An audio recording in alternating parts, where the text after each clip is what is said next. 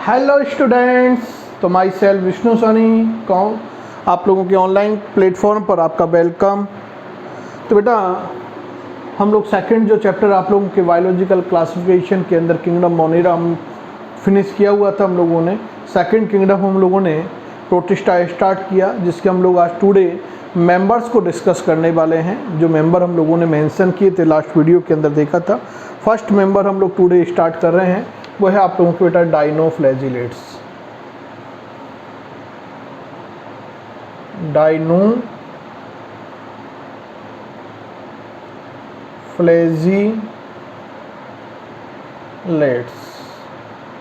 Clear? Dinoflagellates. तो बेटा dinoflagellates क्या हैं? तो ऐसे प्रोटिस्ट हैं जिनके अंदर टू फ्लैजिला प्रेजेंट होती है, दो कशाबिकाएँ पाई जाती हैं। तो दो कशाबिका युक्त प्रोटिस्ट जो होते हैं उन्हें डाइनोफ्लैजिलेट्स कहा गया है। क्लियर? यदि हम लोग डाइनोफ्लैजिलेट्स की बेटा बात करें तो ये हैबिटेट की बात करें तो ये बेटा समुद्र के अंदर, ओशियन के अंदर पाए जाते हैं। समुद्र के अंदर ये पाए जाते हैं। तो फर्स्ट तो आप लोगों के क्या हो गया, दो कशाभिका युक्त प्रोटिस्ट। नेक्स्ट कंसेप्ट की बात करें तो समुद्र में पाए जाते हैं और वर्णकों की उपस्थिति के आधार पर ये लाल रंग के भी हो सकते हैं, भूरे रंग के भी हो सकते हैं। यदि हम लोग आगे बात करें तो पीले रंग के भी हो सकते हैं, हरे रंग के भी हो सकते हैं। क्लियर? और यदि हम लोग देखें तो ये आप लोगों के पीले हो गए, हरे हो गए, भूरे हो गए और एक नीले कलर के भी हो सकते हैं। तो ये आदि कलर के हो सकते हैं, आदि रंग के हो सकते हैं। क्लियर? आगे हम लोग बेटा बात करते हैं नेक्स्ट कि इनके अंदर जो पोषण होता है वो पादप सम होता है। कैसा होता है? पादप सम। जैसे पादपों में होता है, और पादपों में पोषण किसके द्वारा होता है? प्रकाश संश्लेषण क्रिया द्वारा पादप अपना क्या बनाते हैं? भोजन तैयार करते हैं। तो ये प्रकाश संश्लेषण के द्वारा ही इनके अंदर भी क्या होता है बेटा? भोजन तैयार होता है। यदि हम लोग इसके अंदर बात करें, यदि संरचना की हम लोग इसकी बात करना चाहें तो संरचना के अंदर हम लोग बेटा स्पेसिफिक पॉइंट हम लोग क्या देख सकते हैं? इसकी जो सेल वॉल होती है, कोशिका भित्ति होती है, ये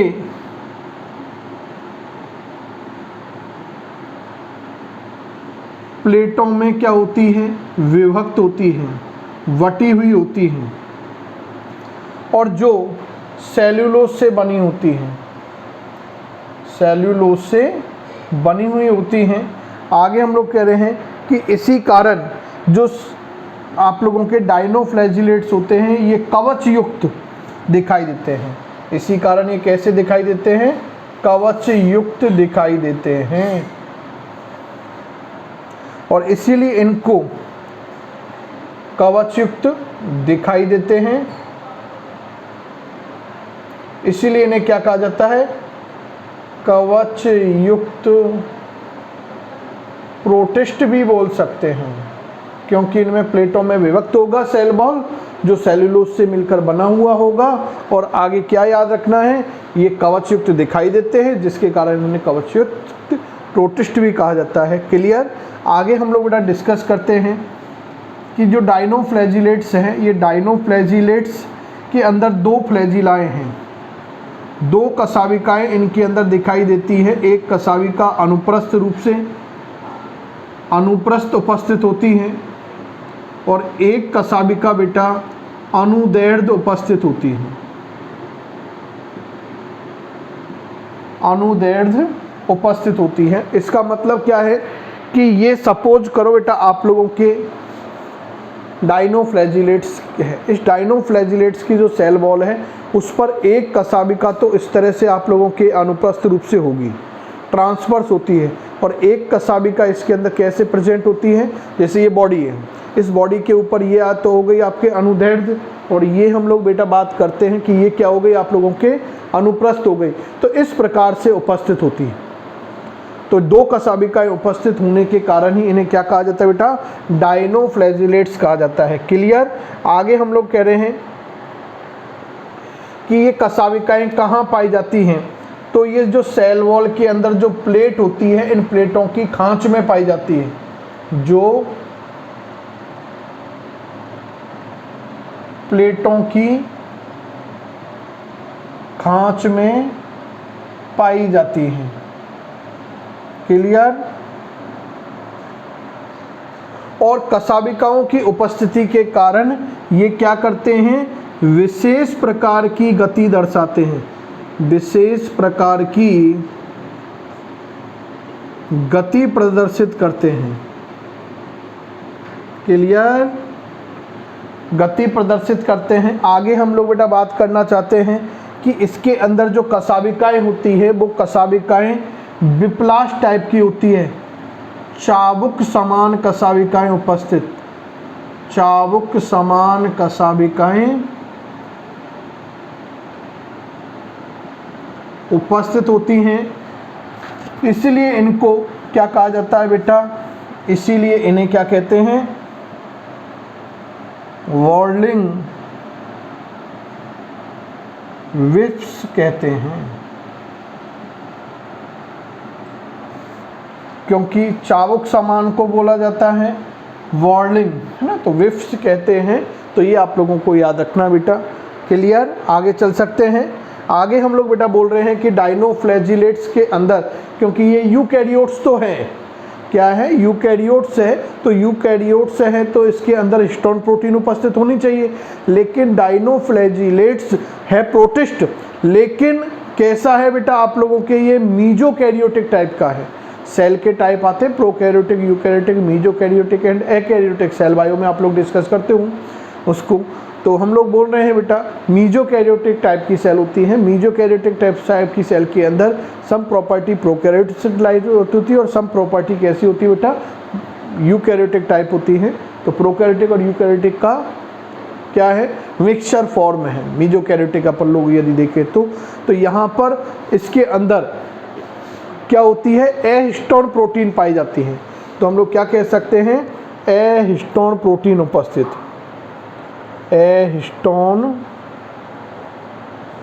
प्रोटीन उपस्थित। अरे हिंडोन कौन बोल रहा है, ए हिस्टोन प्रोटीन उपस्थित। हिंडोन नहीं याद रखना बेटा, है ना। तो ए हिस्टोन प्रोटीन प्रेजेंट होती है। आगे हम लोग बेटा बात करते हैं कि इनके अंदर रंग की बात करें तो सामान्यतः डायनोफ्लैजिलेट्स का जो रंग होता है वो कैसा होता है आप लोगों के, सुनहरी भूरा होता है, गोल्डन ब्राउन होता है, सुनहरी भूरा रंग होता है। जो किसके कारण होता है, जो उपस्थित वर्णकों के कारण होता है। और कौन कौन से वर्णक इसके अंदर पाए जाते हैं, एक तो बेटा होता है क्लोरोफिल ए, एक होता है आप लोगों के chlorophyll E, chlorophyll A, chlorophyll ई, और आपके थर्ड नंबर पे यदि हम लोग बात करना चाहें तो ज़ैंथोफिल्स वर्णक पाए जाते हैं। और ज़ैंथोफिल वर्णक के अंदर भी बात करें अपन लोग तो वह है आप लोगों के डायनोजेंथिन, डायनोजेंथिन वर्णक और डाइडाइनोजेंथिन वर्णक। इनकी उपस्थिति के कारण इसका जो रंग है वो कैसा होता है बेटा, सुनहरी भूरा होता है। कन्फर्म। आगे बढ़ सकते हैं। आगे हम लोग बेटा ये जो डिस्कशन कर रहे हैं वो डिस्कशन क्या है आप लोगों के, कि जो डायनोफ्लैजिलेट्स होते हैं ये जैव प्रदीप्ति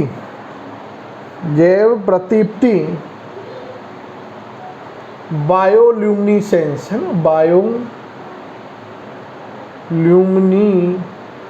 ल्यूमिनेसेंस।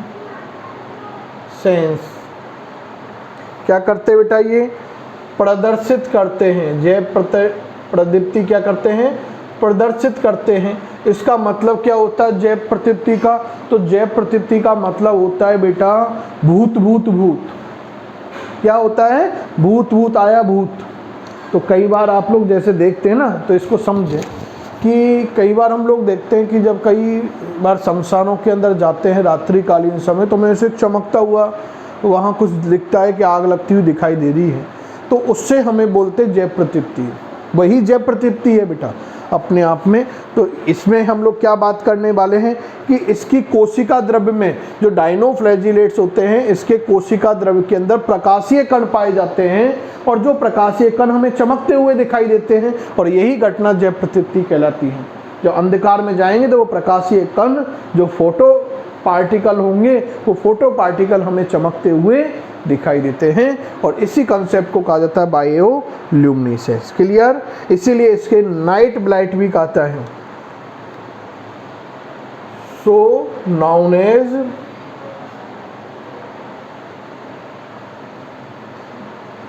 Night light. क्लियर? रात्रि लाइट है ना। आगे हम लोग बड़ा बात करते हैं कि एक पर्टिकुलर आप लोगों के क्या हैं, डायनोफ्लैजिलेट्स है, जिसका मैं यहाँ नाम मेंशन आप लोगों के कर रहा हूँ। वो आप लोगों की कौन सा है, गोन्यूलेक्स। गोन्यूलेक्स ये एक विशेष प्रकार का क्या है, डायनोफ्लैजिलेट्स है। ये बेटा क्या होता है, आप लोगों के तीव्र गुणन करता है। ये इसलिए क्या करेगा, तीव्र गुणन करेगा, और तीव्र गुणन करने के बाद ये क्या करेगा बेटा, कंप्लीट जो समुद्र है, क्योंकि समुद्र में ये पाए जाते हैं, तो पूरे समुद्र पर फैल जाता है। तेजी से वृद्धि करने के कारण ये पूरे समुद्रीय क्षेत्र पर क्या होगा, फैल जाता है, जिससे कि समुद्र क्या, जो पानी हमें लाल दिखाई देता है, जिसी के कारण इसको रेड टाइड बोलते हैं। जिससे क्या बोलते हैं, रेड टाइड। जिससे जो समुद्र का पानी हमें लाल दिखाई देता है, उससे क्या कहा जाता है बेटा, रेड टाइड कहा जाता है। क्लियर? आप लोग ये पॉइंटों को मेंशन करूं, कर लिया बेटा मेंशन। तो ये आप लोगों के फर्स्ट मेंबर डायनोफ्लैजिलेट्स कंप्लीट होता है। सेकंड मेंबर हम लोग जो स्टार्ट करते हैं बेटा, वो है आपके क्राइसोफाइट्स ना। क्राइसोफाइटा डिवीजन के अंदर इन्हें रखा गया है, तो क्राइसोफाइसी इसकी क्लास हो जाती है। तो नेक्स्ट आप लोग क्या मेंशन करोगे, और वो मेंशन करना बेटा आप लोगों को क्राइसोफाइट्स। क्लियर? तो सेकंड नंबर पे क्या मेंशन करेंगे, क्राइसोफाइट्स।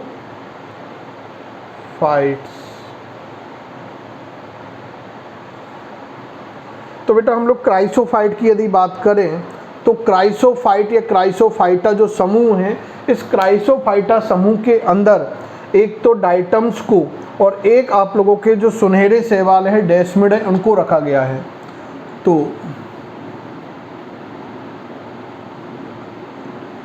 क्राइसोफाइटा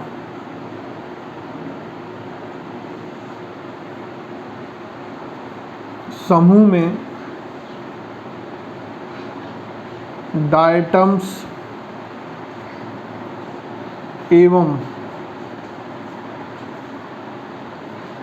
सुनहरे शैवाल, जो गोल्डन एलगीज होती हैं, जिन्हें डेस्मिड बोलते हैं, सुनहरे शैवाल डेस्मिड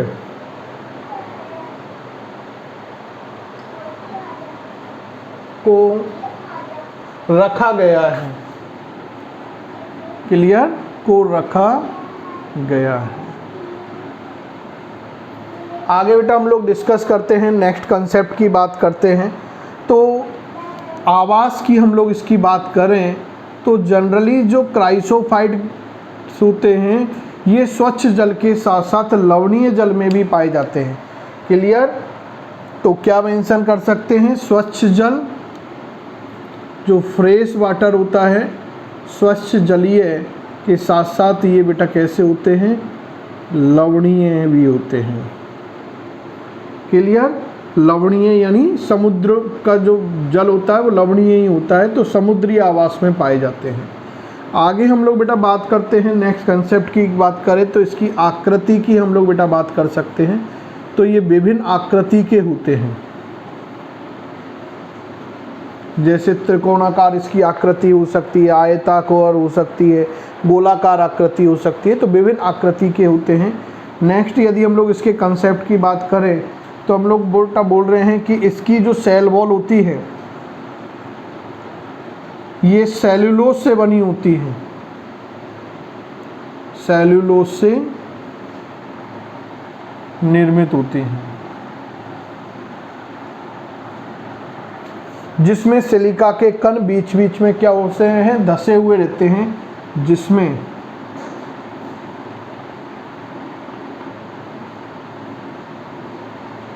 सिलिका के कण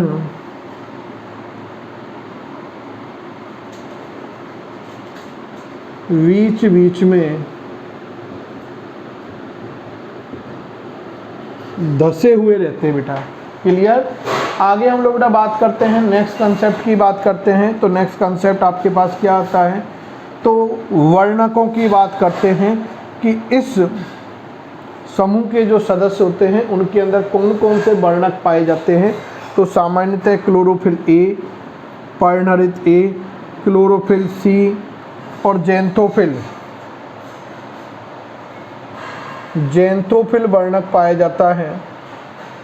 और ज़ैंथोफिल वर्णक जो पाया जाता है वो फ्यूकोजेंथिन के फॉर्म में पाया जाता है, फ्यूकोजेंथिन के फॉर्म में पाया जाता है, क्योंकि 20 प्रकार के ज़ैंथोफिल वर्णक होते हैं तो उनमें से एक प्रकार आपके फ्यूकोजेंथिन है। तो फ्यूकोजेंथिन के फॉर्म में इसके अंदर क्या होते हैं, वर्णक होते हैं। नेक्स्ट यदि हम लोग बात करते हैं तो ये समुद्र में मुख्य उत्पादक होते हैं, ये प्रोड्यूसर होते हैं। इसका मतलब प्रकाश संश्लेषी भी होंगे। क्लियर। यदि हम लोग बात करते हैं तो संचित भोज्य की बात कर सकते हैं। तो इसके अंदर जो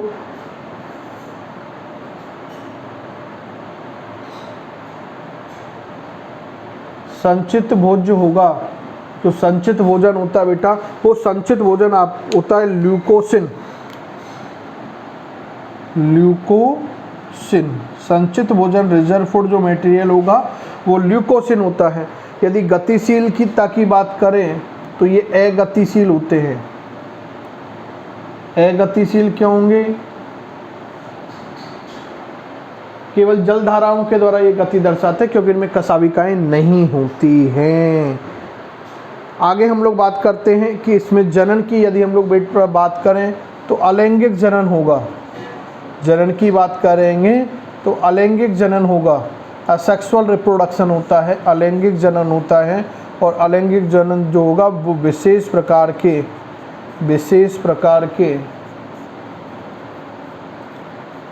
स्पोर्ट्स के थ्रू होता है, विशेष प्रकार के स्पोर्ट्स के थ्रू होता है। एक आप लोगों का जनरल अकाउंट है बेटा, इसी तरह से याद रखनी है ज़्यादा, क्योंकि समझने का ऐसा कोई इम्पोर्टेंट इसके अंदर पॉइंट है नहीं, इसलिए आप लोगों को ऐसा लग रहा होगा कि सर आज कैसे चल रहे हैं। तो सर नहीं चल रहे बेटा, हमारे पास एक कंडीशन है, क्योंकि इसमें समझने का इतना ज़्यादा है नहीं, पॉइंट टू पॉइंट है।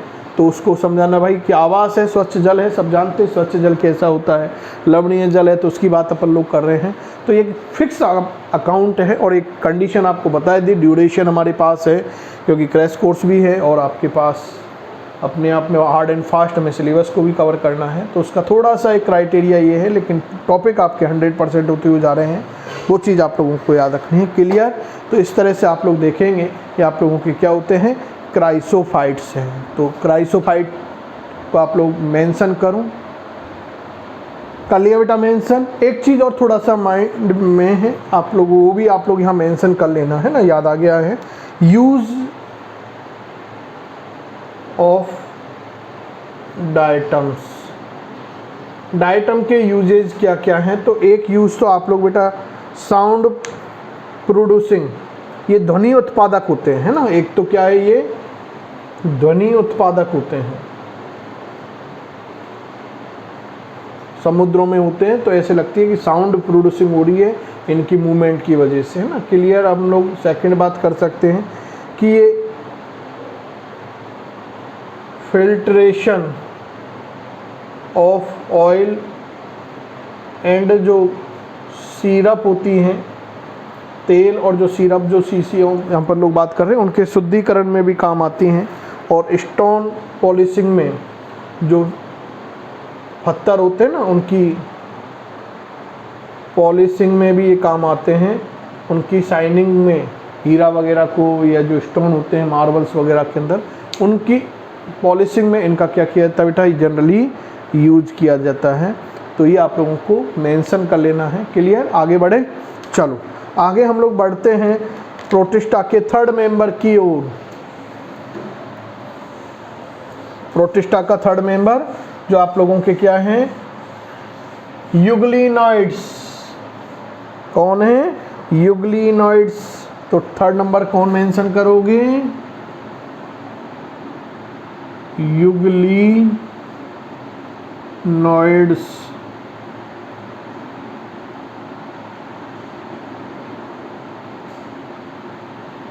जिसमें यूग्लिना आता है बेटा, है ना। एनसीईआरटी की बुक आप लोग ओपन करना, और एनसीईआरटी की बुक जब आप लोग ओपन करोगे तो यूग्लिना का आप लोगों को एक डायग्राम वहाँ पर दिया हुआ है, इमेज दे रखा है, उसको आप लोगों को देखना है बेटा, और उससे भी अपन लोग कई कंसेप्ट को समझेंगे। क्लियर? तो यहाँ अपन लोग पढ़ना चालू करें इसको। तो हम लोग बेटा बोल रहे हैं कि पहले, क्योंकि जो यूग्लिनॉइड है ये पहले दिन में क्या करते थे, प्रकाश संश्लेषण करते थे, इसलिए इन्हें पादपों के अंदर रखा गया था। पहले किसके साथ रखा गया था? इनको पादपों के साथ रखा गया था। लेकिन कोशिका भित्ति की अनुपस्थिति के कारण इन्हें जंतु समूह में रख दिया। भाई पादपों के समान ये क्या करते हैं, प्रकाश संश्लेषण करते, इसलिए तो इन्हें प्लांट किंगडम में रख दिया। और ये सेल वॉल अनुपस्थित होती, इसलिए इनको कहाँ प्लेस भी कर दिया? अरे कहाँ प्लेस कर दिया? एनिमल। इसलिए तो यूग्लिना को पादप और जंतुओं के मध्य की योजक कड़ी कहा जाता है। क्लियर? लेकिन RH विटेकर का जब 5 किंगडम सिस्टम आया तो उसमें इसको प्रोटिस्टा जगत के अंदर रखा गया था। क्लियर? आगे हम लोग बात करते हैं कि ये स्वच्छ जल के अंदर फ्री फॉर्म में पाए जाते हैं, मुक्त रूप में पाए जाते हैं। आगे हम लोग बेटा बात करते हैं कि ये प्रकाश संश्लेषी होते हैं। ये कैसे होते हैं? प्रकाश संश्लेषी होते हैं, एक कोशिकीय होते हैं, यूनिसेलुलर होते हैं, क्योंकि प्रोटिस्टा है इसलिए यूनिसेलुलर होंगे, स्वाभाविक बात है। आगे यूकैरियोटिक नेचर होगी। आगे हम लोग बात कर रहे हैं बेटा, इसके अंदर जो सेल वॉल होती है, कोशिका भित्ति होती है, यूग्लिनॉइड के अंदर ये क्या होती है? अनुपस्थित, क्योंकि इसलिए तो जंतु उसमें रखा था। आगे इसके अंदर एक केवल और केवल क्या पाई जाएगी? सेल मेम्ब्रेन पाई जाएगी। यूकैरियोट्स हैं इसलिए लिपोप्रोटीन से निर्मित होगी। लिपोप्रोटीन से निर्मित सेल वॉल सेल मेम्ब्रेन पाई जाती है। आगे हम लोग बेटा बात करते हैं, तो बात क्या करते हैं कि जो यूग्लिनॉइड होते हैं उनके अग्र सिरे पर एक गुहा पाई जाती है। इनके अग्र सिरे पर एक गुहा, कैविटी पाई जाती है ना, खांच पाई जाती है, कैविटी, गुहा पाई जाती है, जिसे आशय कहते हैं, जिसे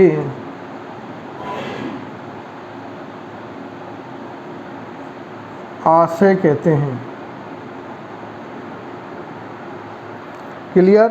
आगे हम लोग कह रहे हैं कि इस आशय के आधार से एक क्रियाशील फ्लैजिला निकलता है और एक अक्रियाशील फ्लैजिला निकलता है। तो इसका जो आधार होगा, आशय का जो आधार होगा, इस आधार से 2 कशाविकाएँ निकलेंगी। 2 कशाविकाएँ निकलती हैं, 2 फ्लैजिला निकलती है। एक क्रियाशील होगी, फंक्शनली एक्टिव होगी, और एक फंक्शनली इनएक्टिव होती है, अक्रियाशील होती है। क्लियर हो गया? आगे हम लोग बेटा बात करते हैं कि इसके अंदर जो आप लोगों के कोशिका है इसकी, उसके अंदर एक संकुचनशील रिक्तिका पाई जाती है। क्या होगी? संकुचनशील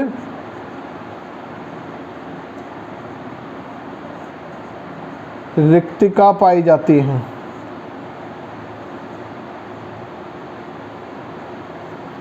क्लियर? आगे हम लोग बेटा डिस्कस करते हैं, नेक्स्ट कंसेप्ट की बात करते हैं। तो नेक्स्ट कंसेप्ट आप लोगों के क्या आ रहा है कि इसके अंदर एक आई स्पॉट भी पाया जाता है। देखा होगा आप लोगों ने, इमेज खोल रखा है एनसीईआरटी का, तो देखो आप लोग इसके अग्र सिरे पर एक आई स्पॉट भी पाया जाता है। क्लियर? जहाँ से आप लोगों के देखा है वैक्यूल, जो कॉन्ट्रैक्टाइल वैक्यूल है, वहाँ से आप लोगों के क्या निकल रहा है, एक आई स्पॉट भी नज़र आ रहा है। यदि केंद्र में देखेंगे तो आपको एक न्यूक्लियस भी नज़र आ रहा है। क्लियर? देखो आप लोग इमेज को एनसीईआरटी के अंदर, और उसके अंदर एक आपको केंद्रक भी नज़र आ रहा होगा। इसके बाद इसके अंदर जो हम लोग बात करते हैं क्लोरोप्लास्ट भी होता है, हरित लवक भी पाया जाएगा, और जिसके अंदर क्या होते हैं बेटा, वर्णक पाए जाते हैं, जैसे chlorophyll A, chlorophyll B, chlorophyll, है ना, ए और बी, और एक आपके ज़ैंथोफिल वर्णक पाए जाते हैं। क्लियर? तो ये आप लोगों के यूग्लिनॉइड के अंदर कुछ स्पेसिफिक पॉइंट हैं जो आप लोग यहाँ मेंशन कर सकते हैं। इन पॉइंट्स को इमेज आप लोगों को जो है वो आप लोगों को यहाँ पर ड्रॉ करना है। फिगर एनसीईआरटी से आप लोग उसको मेंशन करेंगे ना, तो आप लोगों को यदि उन इमेज को देखोगे और उससे थ्योरी को कंफर्म करोगे तो कुछ भी याद नहीं करना बेटा। क्लियर? आगे मेंशन करो इसको। कर लिया बेटा मेंशन, तो हो जाइए तैयार लास्ट प्रोटेस्ट मेंबर को पढ़ने के लिए। हो गए तैयार? चलो, तो तैयार हो गए हो तो नेक्स्ट इसको तो मैं फिनिश करता हूँ। आप मत कर देना अपने माइंड से फिनिश, माइंड में तो सेट करना है ना। लेकिन हम लोग लास्ट मेंबर की बात कर रहे हैं बेटा, और वो लास्ट मेंबर आप लोगों के स्लाइम मोल्ड है। स्लाइम मोल्ड्स, अवपंक कवक की बात करते हैं, तो खुद समझ में आ रहा है बेटा, कवक यानी सत्य जो कवक की बात की जा रही है, तो हम यही है कि सत्य कवक नहीं है, एक तो असत्य कवक है। क्योंकि यदि सत्य कवक होता तो उसको फंजाई या माइकोटा समूह में रखा जाता, तो एक तो असत्य है। केवल हम लोग यदि यहाँ बात करते हैं तो क्या है कि ये सजीव अपनी कायिक अवस्था के अंदर, ये जो सजीव है अपनी कायिक अवस्था के अंदर श्लेष्मीय समूह रखते हैं, इसलिए इन्हें स्लाइम मोल्ड कहा जाता है। आगे हम लोग बात करते हैं कि ये मृतोपजीवी होते हैं, ये सैप्रोफाइटिक होते हैं बेटा, मृतोपजीवी होते हैं। मृतोपजीवी का मतलब क्या हो गया कि सड़े गले पदार्थों के ऊपर कार्बनिक पदार्थों से अपना पोषण प्राप्त करते हैं। क्लियर? हो गया कन्फर्म? चलो आगे हम लोग बेटा बात करते हैं इसके बाद, और वो है आप लोगों के कि अनुकूल परिस्थितियों में ये समूह बनाते हैं। अनुकूल परिस्थितियों में ये क्या बनाएंगे? समूह, यानी समूहन बनाते हैं। ग्रुपिंग इनके अंदर होगा, एग्रीगेशन होता है। क्लियर? आगे हम लोग बेटा बात करते हैं कि इनके अंदर यदि हम लोग बात करें तो बीजाणुओं के चारों ओर क्या होगी? ये अत्यधिक प्रतिरोध, बीजाणुओं के चारों ओर सत्य भित्ति बनेगी जो अत्यधिक क्या होगी? प्रतिरोधी होती है। तो इसमें क्या होगी? बीजाणुओं के चारों ओर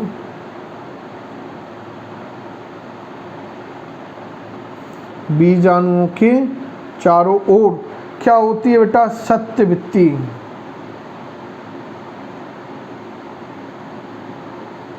पाई जाती हैं जो अत्यधिक प्रतिरोधी होती है। क्लियर? तो ये आप लोगों के बेटा एक स्लाइम मोल्ड है। हाँ, एक चीज़ ज़रूर है बेटा आप लोगों को कि जितने भी अपन लोगों ने ये मेंबर किए हैं एनसीईआरटी आप लोग हमेशा रीड करना ना, क्योंकि हर पॉइंट अपन लोग लेके चल रहे हैं। लेकिन कई बार क्या होता है, रेयर केस में कुछ पॉइंट आपके सपोज करो रह भी गए तो आप लोग वहाँ से देख सकते हो, है ना। कोई मोस्टली बहुत रेयर केसेज ऐसी कंडीशन अपन लोग देखेंगे, लेकिन हमेशा नीट के स्टूडेंट के लिए रामबाण औषधि एनसीईआरटी बता रखी है ना, तो एनसीईआरटी को ज़रूर रीड किया करो। क्लियर? तो इसके लिए हम लोगों ने मेंशन किए हैं। इनके अलावा जनरल कोई क्वेश्चन पुटअप नहीं होता है। मोस्टली जो नीट के अंदर आने वाले क्वेश्चन हैं वो आप लोगों को यहाँ पर मेंशन कर दिए। तो इस तरह से बेटा आप लोग देखेंगे कि हम लोगों ने प्रोटिस्टा जो किंगडम था, जगत था, वो फिनिश किया है टुडे। नेक्स्ट हम लोग आगे डिस्कस करते हैं। Thank you, good bye.